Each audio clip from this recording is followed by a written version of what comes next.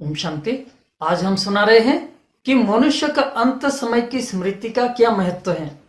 क्योंकि कहा जाता है अंत समय जो जैसे स्मृति करते हैं उसी के आधार पर उनकी गति होती है। अर्थात अंत समय की स्मृति दूसरा जन्म का आधार भी बन जाता है। कैसे? हालांकि इस पर शास्त्र में कई बातें हैं। खास गरुड़ पुराण में कहते हैं अंत समय में अगर कोई अपने बच्चों को याद करते हैं तो उनको सूकर योनि में बार बार जन्म लेना पड़ेगा। अगर अंत समय में कोई धन को याद करते हैं तो उनको सर्प योनि में बार बार जन्म लेना पड़ेगा। अंत समय में अगर कोई नारायण को याद करते हैं, मतलब अंत समय में अगर कोई भगवान को याद करते हैं तो देवकुल में नारायण जैसा उनको बार बार जन्म मिलेगा। ये सारी बातें अंत समय की स्मृति का इतना महत्व बताया गया है। बाकी मनुष्य आत्मा कभी भी जंतु जानवर की योनि में नहीं जाते हैं। स्वयं परमात्मा आकर बता रहे हैं कि मनुष्य आत्मा मनुष्य की योनि में ही जाते हैं। कैसे? उसको हम दूसरे वीडियो में स्पष्टीकरण करेंगे, लेकिन आज ही हम स्पष्ट कर रहे हैं कि मनुष्य के अंत समय की जो स्मृति है उसी के आधार पर उनकी कैसे गति होती है। अर्थात मृत्यु के समय की जो स्मृति है वही स्मृति दूसरा जन्म का आधार कैसे बन जाता है, यह आपको मालूम होना चाहिए। आत्मा जो शरीर छोड़ते हैं, आत्मा चेतन होती है और उनके साथ खास 3 शक्ति होती हैं, मन, बुद्धि और संस्कार। आत्मा शरीर छोड़ते समय अगर कोई बात अगर गहरे रूप में आत्मा को शौक लग जाते हैं, कोई गहरे रूप में दुख पहुंचती है, कोई बात गहरे रूप में अगर आत्मा मन में पकड़ लेती है, वो बात कभी भी भूलती नहीं है। उस बात को पकड़ के रखते हैं और उसी स्मृति के आधार पर उसी के आसपास में वो चक्कर लगाते हैं और उसी के आसपास में ही उनका जन्म होता है। कैसे? एक छोटी सी घटना से आप समझ जाएंगे। एमपी की एक घटना आपको सुना रहे हैं। एक गांव में कहीं से 2 जवान वहां काम करने के लिए आए थे।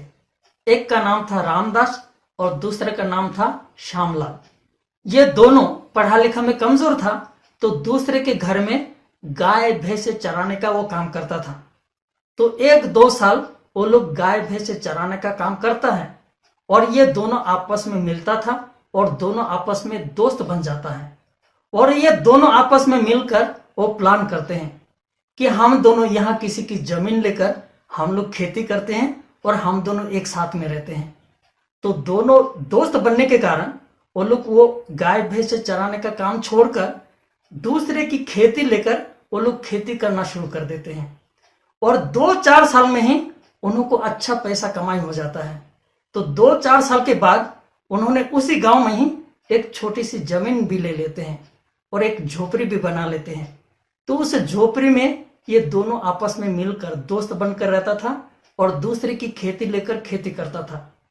इसी प्रकार से 4-5 साल बीतता है। 4-5 साल के बाद उन्होंने उस गांव के एक बड़ी जमींदार की बड़ी जमीन पर खेती करते हैं और उसमें उनको बहुत अनाज मिलता है और सारा अनाज उन्होंने मंडी पर एक साथ ही बेच देते हैं। और बेचने के बाद जो उनको जो पैसा मिला था सारा पैसा लेकर वो लोग झोपड़ी में आते हैं और एक साथ ये सारा पैसा देखकर वो श्यामलाल की बुद्धि भटक जाती है। वो श्यामलाल ये सोचता है ये सारा पैसा अगर अकेला मुझे मिल जाए तो मेरा भविष्य बन जाएगा। ऐसा सोचकर वो अपना दोस्त को ये बताते हैं, चलो आज हम लोग जंगल में पिकनिक करते हैं, पार्टी करते हैं।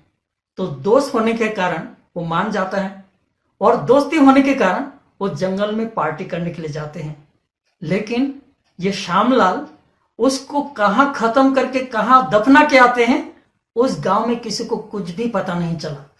गांव में सबको ये बताया कि अनाज बेचकर जो पैसा मिला वो पैसा लेकर वो अपना गांव में चला गया। उस बात को पूरा छिपा देते हैं और उस पैसा से उन्होंने और भी जमीन खरीद करते हैं।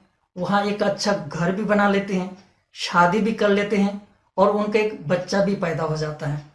लेकिन उनके मन में एक हमेशा घबराहट होता था कि कोई मुझे ये पैसा छीन ना ले। तो वो बच्चा थोड़ा सा बड़ा होने के बाद उनकी प्रॉपर्टी उनके बच्चे के नाम पर कर देता है। तो उनका बच्चा बहुत समझदार था, समाज सेवा के लिए हमेशा रुचि रखता था। इस प्रकार से धीरे धीरे वो बच्चा जवान हो जाता है। जवान होने के बाद एक दिन उनको अचानक अटैक आ जाता है। अटैक आने के बाद उनका पिताजी उनको बड़ा हॉस्पिटल में उनको एडमिट करते हैं बचाने के लिए, और ये सोचते हैं उनके नाम पर जो थोड़ी प्रॉपर्टी है वो थोड़ी प्रॉपर्टी हम बेच देते हैं। जब वो बेचने के लिए जाते हैं तब देखते हैं उनके नाम पर जो भी प्रॉपर्टी थी वो सारे पहले से ही बेच देते हैं। ये देखकर पिताजी को दुख तो होता है, लेकिन अपना बच्चा है, उसे बचाने के लिए घर का आधा हिस्सा वो बेच देता है। बेचकर ये पैसा डॉक्टर को देते हैं उनका बच्चा को बचाने के लिए। और डॉक्टर ऑपरेशन के बाद थोड़ा समय किसी से मिलने नहीं दिया, और ये श्यामलाल वो अंदर ही अंदर वो तड़प रहे थे कब उनका बच्चे से मिले और कब जाकर बताए कि ये सारे प्रॉपर्टी कैसे बेच दिया, क्यों बेच दिया। और थोड़ा समय के बाद जब डॉक्टर से इजाजत मिली उनका बच्चे से मिलने के लिए, वह तुरंत जाकर अपने बच्चे से पूछता है कि तूने सारी प्रॉपर्टी बेच दिया, कैसे बेचा, क्यों बेचा। पूछने के बाद उनका बेटा उनका पिताजी के आंख में आंख देकर बोलता है कि मैं कौन हूं, पहचाना मुझे। ऐसा सुनकर पिताजी अवाक होकर देखते रहता है, बच्चा मुझे ऐसा क्यों कहता है। तो वो बच्चा अपना परिचय देते हैं, मैं तेरा बेटा नहीं हूं, मैं तेरा दोस्त वो रामदास हूं। तूने मुझे धोखा दिया था, मैं अपना हिस्सा लेने के लिए आया था। ऐसा कहकर वो अपना शरीर छोड़ देते हैं। और यह सुनकर श्यामलाल खामोश होकर बैठ जाते हैं। रोने के लिए उनके आंख पर आंसू भी नहीं आ रहे हैं। वो ये सोच रहे हैं एक ऐसा कुदरत का खेल है, लेकिन ये बात सत्य है।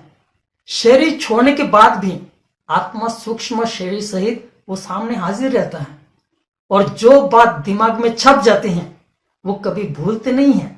इसलिए जब कोई मरने का समय होता है तो उनको खास गीता पढ़कर सुनाया जाता है, और खास उनको भगवान की याद दिलाई जाती है, ताकि इस दुनिया की कोई भी बात वो पकड़ के ना रखे और उनकी बुरी गति ना हो, ताकि वो भगवान को याद करे और उनकी अच्छी गति हो।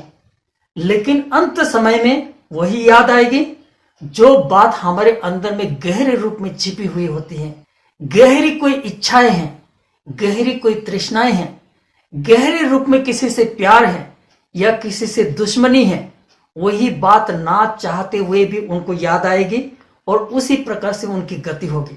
अंत समय भगवान को भी याद तभी आएगी जब भगवान से हमारा कोई गहरी पहचान हो, भगवान से हमारा गहरा संबंध हो, गहरा हमारा भगवान से प्यार हो।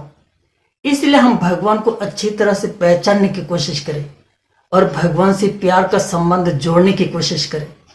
अगर आपको इस वीडियो को अच्छे लगे तो आपके संपर्क में जो भी हैं उनको इस वीडियो को शेयर करने की कोशिश कीजिए। ओम शांति।